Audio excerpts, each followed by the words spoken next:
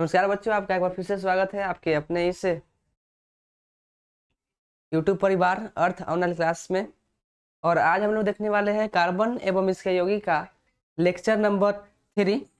इसके पहले हम लेक्चर नंबर 1 और 2 को कंप्लीट करा चुके हैं। उम्मीद है कि आप लोग उसे देख लिए होंगे और पूरी अच्छी तरह से नोट कर समझ पा रहे होंगे। तो आज के लेक्चर में हम लोग इसका तीसरा पार्ट यानी कि लेक्चर नंबर 3 के बारे में बात करेंगे।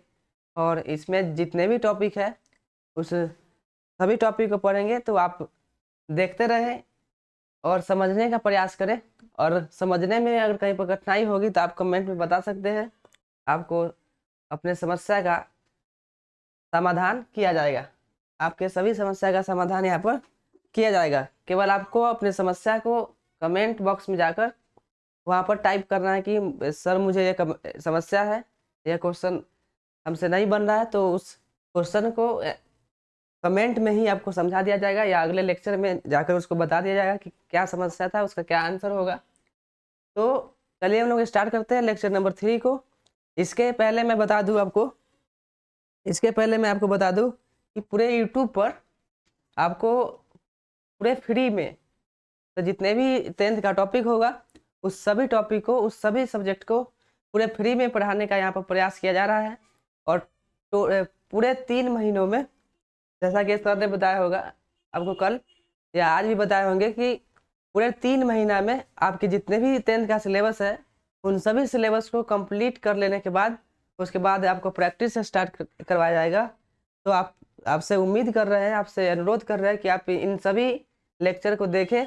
जितने भी यहाँ पर लेक्चर आएंगे, मैथ का, साइंस का या जो भी सब्जेक्ट है आपके, उन सभी लेक्चरों को देखकर नोट कर ले, ताकि आए कि जो रिवीजन वाले सेक्शन होंगे, रिवीजन का जो क्लास होगा, उस क्लास में आपको कोई दिक्कत का सामना ना करना पड़े।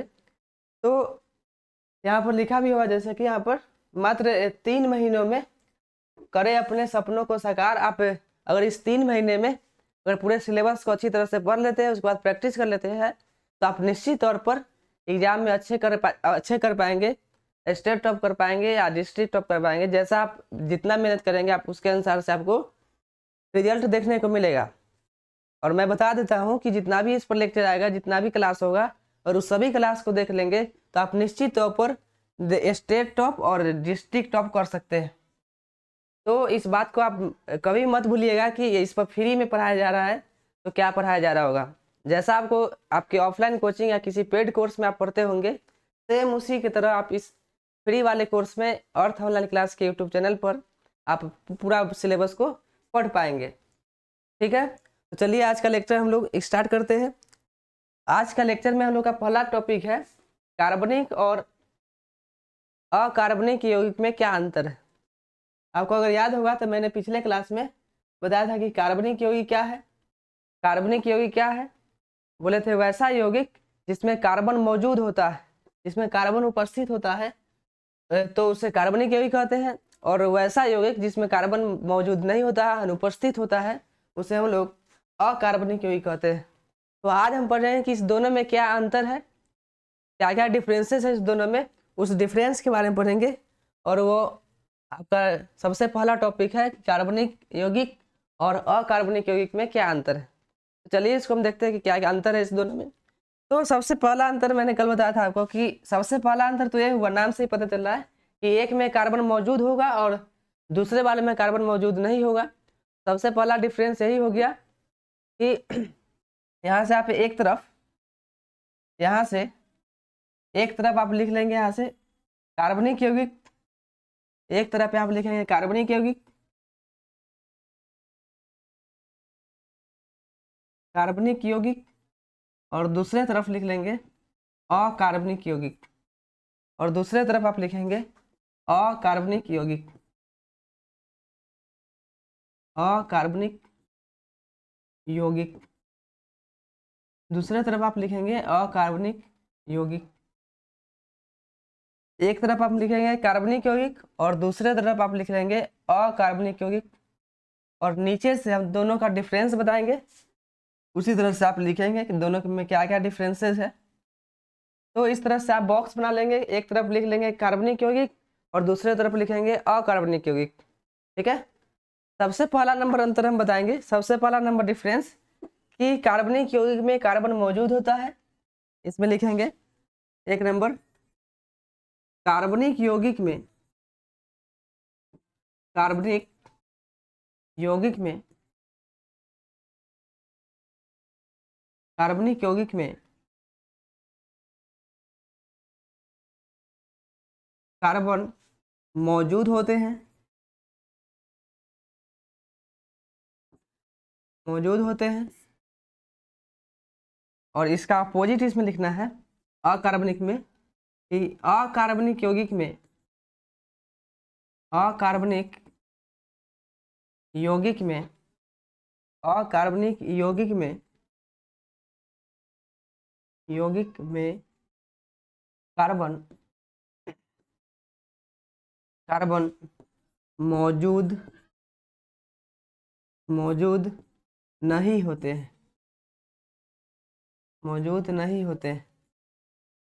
तो सबसे पहला डिफरेंस आप लोगों को पता चल रहा होगा कि कार्बनिक यौगिक होगा इसमें कार्बन मौजूद होगा, और अकार्बनिक होगा उसमें कार्बन मौजूद नहीं होगा। अब हम बात करेंगे कि इसका दूसरा नंबर डिफरेंस क्या है, दूसरा नंबर अंतर क्या है।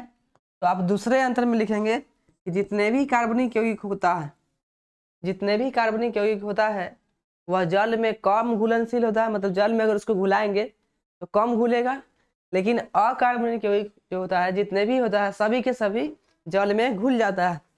तो ये भी डिफरेंस है इसका कि यह जल में, यह जल में आंशिक रूप से, आंशिक रूप से, आंशिक रूप से घुलनशील होता है, घुलनशील होता है, घुलनशील होता है। और यह जो होता है अकार्बनिक यौगिक, यह जल में, यह जल में पूर्ण रूप से, यानी कि पूरे के पूरे अच्छी तरह से घुल जाता है, पूर्ण रूप से घुलनशील, घुलनशील होते हैं। तो ये दोनों डिफरेंस आपको समझ में आ रहा होगा। सबसे पहला नंबर डिफरेंस है कि एक में कार्बन मौजूद होगा, एक में कार्बन उपस्थित होता है, और दूसरे में कार्बन उपस्थित नहीं होता है। उसके बाद है हम लोग का दूसरा कि कार्बनिक यौगिक जल में आंशिक रूप से घुलनशील होता है, मतलब कम घुलेगा, और जबकि अकार्बनिक यौगिक होता है पूरे के पूरे अच्छी तरह से घुल जाता है। उसके बाद तीसरा नंबर डिफरेंस, तीसरा नंबर डिफरेंस क्या है कि कार्बनिक यौगिक, जितने भी कार्बनिक यौगिक होते हैं वह रासायनिक संयोग के नियम को पालन करता है, यानी कि रासायनिक संयोग के नियम से बनता है। जबकि अकार्बनिक यौगिक रासायनिक संयोग के नियम का पालन कर भी सकता है और नहीं भी कर सकता है, पालन कर भी सकता है और नहीं भी कर सकता है। तो इसमें लिखेंगे तीसरा तीसरा नंबर, कार्बनिक यौगिक, कार्बनिक यौगिक रासायनिक,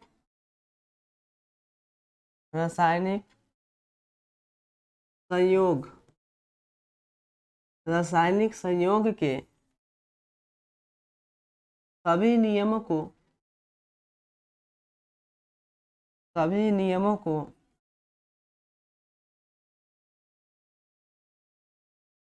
पालन करता है, पालन करता है। और इसका अपोजिट लिखेंगे अकार्बनिक में, यह, यह रासायनिक, रासायनिक संयोग के, रासायनिक संयोग के नियम को, नियम को पालन नहीं करता है, पालन नहीं करता है।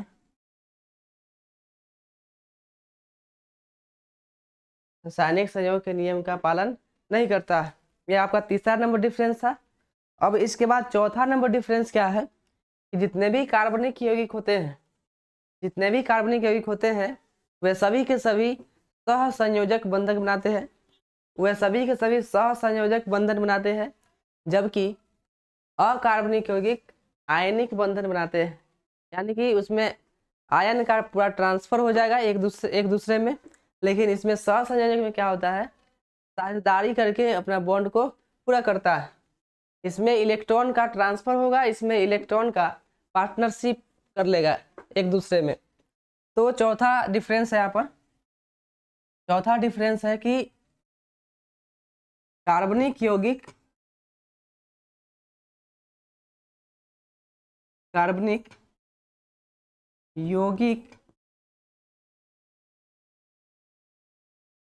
सहसंयोजक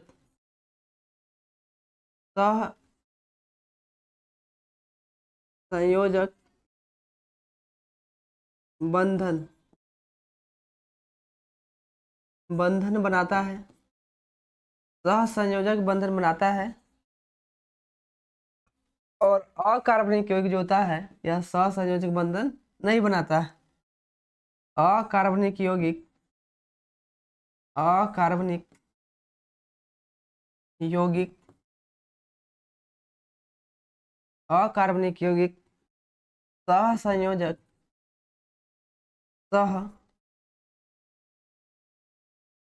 संयोजक बंधन नहीं बनाता है।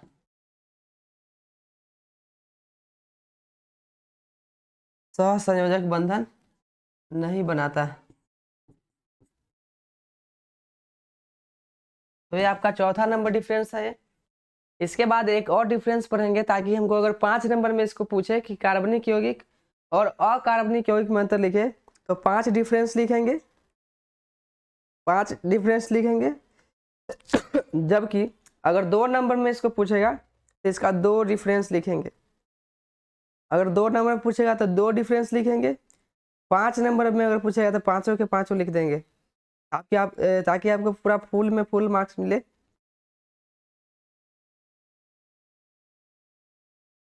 ठीक है, तो आपका चौथा डिफरेंस था। इसके बाद पांचवा डिफरेंस है कि कार्बनिक यौगिक का जो द्रव्यनांक और क्वथनांक होता है, मेल्टिंग पॉइंट और बॉइलिंग पॉइंट होता है, ये कम होता है, और जबकि इसके इधर जो अकार्बनिक यौगिक होता है इसका मेल्टिंग पॉइंट और बॉइलिंग पॉइंट दोनों अधिक होता है। कार्बनिक यौगिक का मेल्टिंग पॉइंट और बॉइलिंग पॉइंट कम होता है और कार्बनिक यौगिक की अपेक्षा उसमें ज़्यादा होता है। तो यहाँ पर सबसे लास्ट में लिखेंगे कि इसका द्रव्यमान द्रव्यनांक, इसका द्रव्यनांक तथा क्वथनांक दोनों अकार्बनिक की अपेक्षा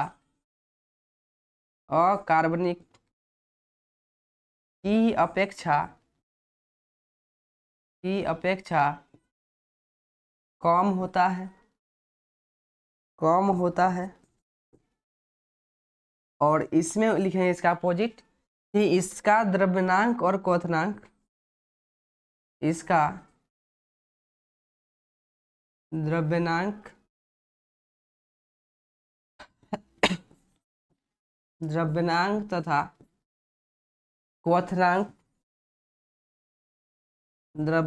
तथा क्वथनांक कार्बनिक की अपेक्षा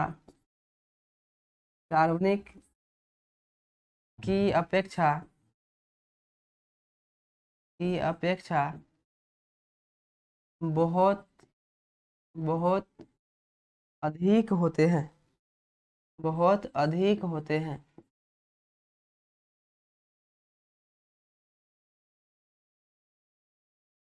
तो ये पांचों के पांचों डिफरेंस था कि कार्बनिक और अकार्बनिक में क्या अंतर है। तो आप इन पांचों डिफरेंसेस को आप लिख सकते हैं। इसमें से पहला हम लोग का था कि कार्बनिक यौगिक में कार्बन नहीं पाया जाता है और अकार्बनिक में कार्बन उल्टा बोल दिए मैं। कार्बनिक यौगिक में कार्बन पाया जाता है और अकार्बनिक यौगिक में कार्बन नहीं पाया जाता है। उसके बाद कार्बनिक यौगिक जल में आंशिक रूप से घुलनशील होता है, जबकि अकार्बनिक यौगिक जो है जल में पूर्ण रूप से घुलनशील होता है। इसके बाद कि कार्बनिक यौगिक जो होता है रासायनिक संयोग के जितने भी नियम होते हैं सभी नियम का पालन करता है, जबकि अकार्बनिक यौगिक रासायनिक संयोग के नियम का पालन नहीं करता है।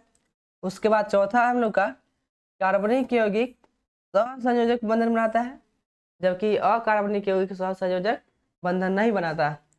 उसके बाद पांचवा है कि इसका द्रव्यनांक और क्वथनांक कार्बनिक यौगिक की अपेक्षा कम होता है और कार्बनिक यौगिक का द्रव्यनांक और क्वथनांक ज़्यादा होता है। तो ये पांचों के पांचों डिफरेंस था कि कार्बनिक और अकार्बनिक में क्या क्या अंतर है उसके बारे में। अब इसके बाद का जो टॉपिक है मेरा, इसके बाद का टॉपिक है रासायनिक बंधन। इसके बाद का टॉपिक है रासायनिक बंधन। यदि आपको याद होगा तो धातु और अधातु वाले चैप्टर में भी इसको पढ़ाए थे रासायनिक बंधन के बारे में। ये अगर माने कि यहाँ पर कोई यौगिक है, यहाँ पर H2, यहाँ पर H2 कोई, तो यहाँ पर अगर हम आपसे पूछे कि इसमें 2 क्या है तो आप बताइएगा 2 परमाणु है, 2 परमाणु है और H जो है ये आपका अणु है। तो हाइड्रोजन, यहाँ पर हाइड्रोजन अणु के 2 परमाणु हैं, तो इसको बनने के लिए यहाँ पर एक H लिए होंगे और यहाँ पर एक H, दोनों के बीच में कुछ ना कुछ यहाँ पर बॉन्ड बना होगा, रासायनिक बंधन बना होगा। तो इस H2 को आपस में जोड़ने के लिए, इस H2 को आपस में जोड़ने के लिए जिस रासायनिक बलों का प्रयोग किया जाता है उसी रासायनिक बल को हम रासायनिक बंधन कहते हैं। जिस रासायनिक बल का प्रयोग किया जाता है दोनों को जोड़ने के लिए उसी रासायनिक बल को हम लोग रासायनिक बंधन कहते हैं। तो इसमें आप डिफिनेशन इसका लिखेंगे कि किसी अणु के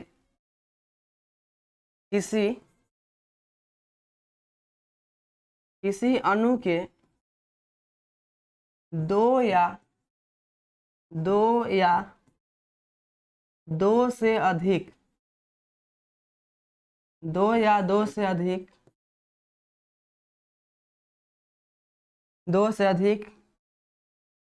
परमाणुओं को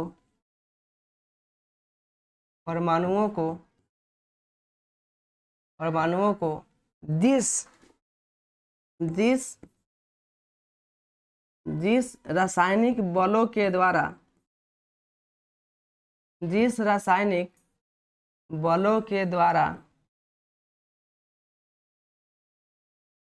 जिस रासायनिक बलों के द्वारा आपस में जोड़ा जाता है, आपस में जोड़ा जाता है या संयोजित किया जाता है, आपस में जोड़ा जाता है,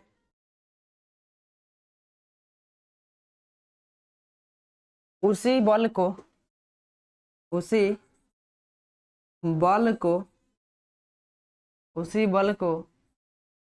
रासायनिक बंधन कहते हैं। उसी बल को रासायनिक बंधन कहते हैं। और ये रासायनिक बंधन जो होता है, ये जो रासायनिक बंधन है, यह भी रासायनिक बंधन कई प्रकार के होते हैं। रासायनिक बंधन भी कई प्रकार के होते हैं। जैसे आपका अगर यहाँ से बताओ तो रासायनिक बंधन पिछले क्लास में बताया था कि 2 प्रकार के होते थे। यहाँ पर रासायनिक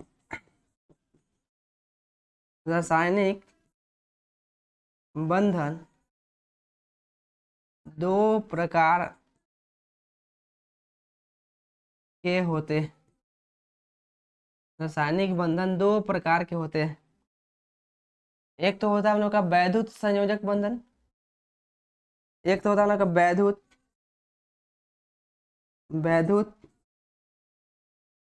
संयोजक बंधन, और दूसरा हम लोग का होता है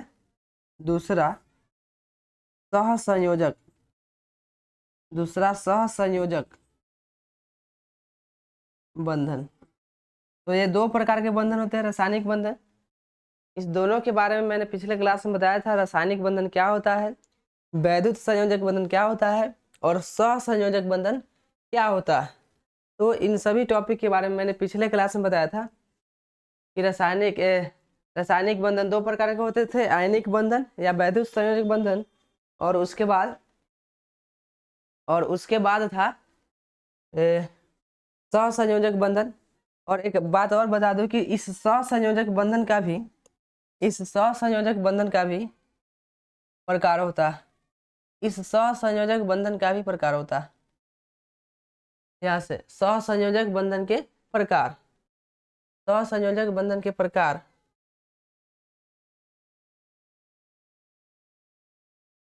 यहाँ था रासायनिक, यहाँ हो गया रासायनिक बंधन कितने प्रकार का था, तो दो प्रकार का रासायनिक बंधन का डिफिनेशन है बता दिए। और इसके बाद हम लोग को पढ़ना है कि रासायनिक बंधन के कितने प्रकार होते हैं, रासायनिक बंधन के कितने प्रकार होते हैं इसके बारे में बताना था। तो यहाँ पे बता दो कि रासायनिक बंधन के दो प्रकार हैं। एक तो हम लोग का वैद्युत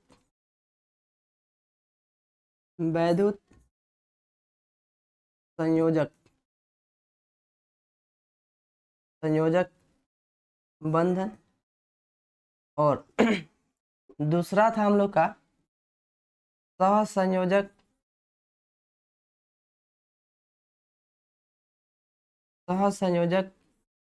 बंधन। और इसके बाद मैं बता दूं कि इस सहसंयोजक बंधन का भी प्रकार रहता है। इस सहसंयोजक बंधन का भी प्रकार होता है। जैसे यहाँ पर एकल सहसंयोजक बंधन, एकल सहसंयोजक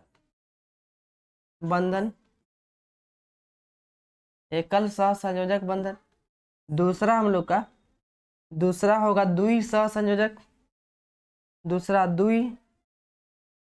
द्वि सहसंयोजक बंधन, द्वि सहसंयोजक बंधन। और तीसरा हम लोग का होता था त्रिसहसंयोजक बंधन।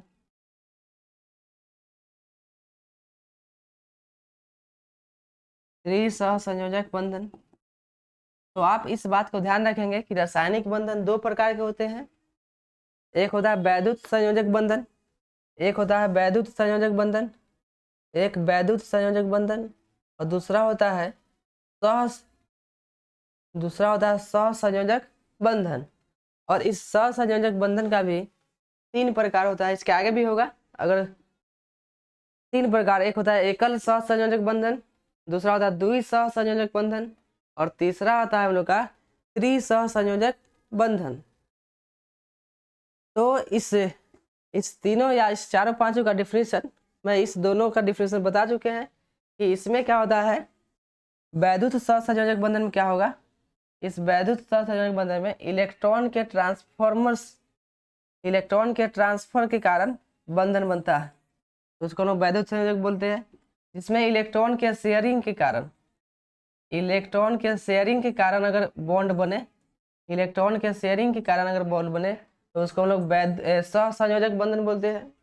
इलेक्ट्रॉन के शेयरिंग के कारण अगर बंधन बनता है, रासायनिक बंधन, तब हम उस बंधन को सहसंयोजक बंधन बोलते हैं। ठीक है। और उसके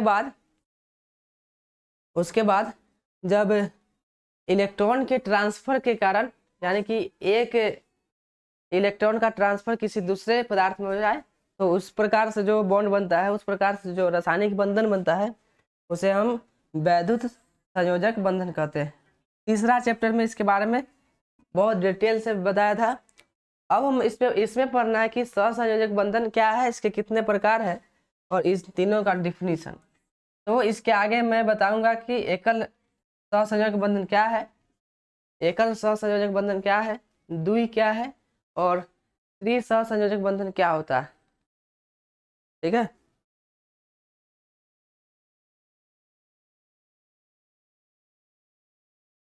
तो चलिए हम इसको स्टार्ट करते हैं।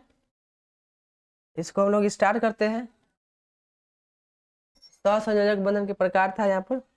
सहसंयोजक बंधन के 3 प्रकार होता है बताया यहाँ पर, कि एक होता है एकल सहसंयोजक, एक होता है द्वि सहसंयोजक, एक होता है त्रिसहसंयोजक। यही तीनों था, एकल बंधन, द्विबंधन और त्रिबंधन। एकल बंधन, द्विबंधन और त्रिबंधन सहसंयोजक बंधन के प्रकार हैं। तो अब हम इसमें पढ़ेंगे कि एकल बंधन क्या होता है। अब हम पढ़ेंगे कि एकल बंधन क्या होता है।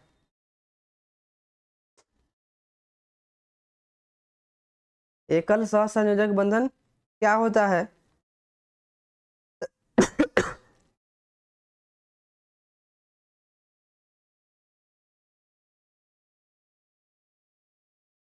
एकल सहसंयोजक बंधन क्या होता है, इसके बारे में पढ़ेंगे हम लोग। तो चलिए सब इसके बारे में पढ़ते हैं। इसके बारे में एकल सहसंयोजक बंधन, एकल सहसंयोजक। अगर आप एक समझ जाते हैं एकल सहसंयोजक, तो आप इसका दूसरा और तीसरा आप आसानी से समझ पाएंगे। इसका दूसरा और तीसरा आप आसानी से समझ पाएंगे कि द्वि क्या होता है और त्रि क्या होता है। तो एकल सहसंयोजक बंधन को आप समझेंगे ध्यान से। बंधन, एकल सहसंयोजक बंधन।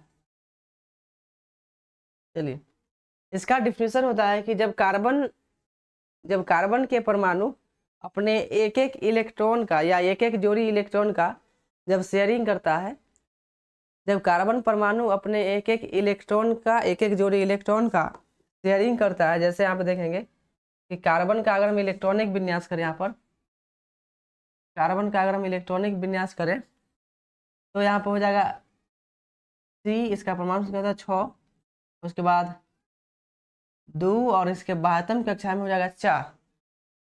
तो इसमें हम क्या देखते हैं, जब कार्बन की बाह्यतम कक्षा में 4 इलेक्ट्रॉन होता है, यहाँ पर 1 2, चाहे ऐसे भी लिख सकते हैं जोड़ा में 2, एक जोड़ा इधर हो गया, एक जोड़ा इधर हो गया। तो अगर दो कार्बन के परमाणु अपने एक एक इलेक्ट्रॉन का अगर शेयर करें, एक एक इलेक्ट्रॉन को एक दूसरे से शेयर करता है, उसके बाद जो बॉन्ड बनाता है, जैसे उसके बाद जो बॉन्ड बनाता है, तो उस बॉन्ड को हम लोग, जैसे यहाँ पर एक जोड़ी इसका है, एक जोड़ी इसका, अगर ई इसके साथ शेयर करेगा, ऐसे ई इसके साथ ऐसे शेयर करेगा, तो इसमें हम क्या देख रहे हैं कि एक एक इलेक्ट्रॉन का, एक एक जोड़ी इलेक्ट्रॉन का दोनों कार्बन शेयरिंग कर रहा है।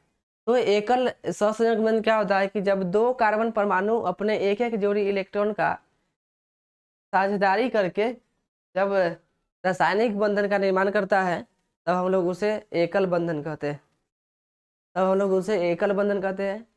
इसी प्रकार से जब अपने दो दो जोड़ी इलेक्ट्रॉन का शेयरिंग करेगा, दो दो जोड़ी इलेक्ट्रॉन को शेयर करेगा, तब उस रासायनिक बंधन को लोग द्विबंधन कहते हैं।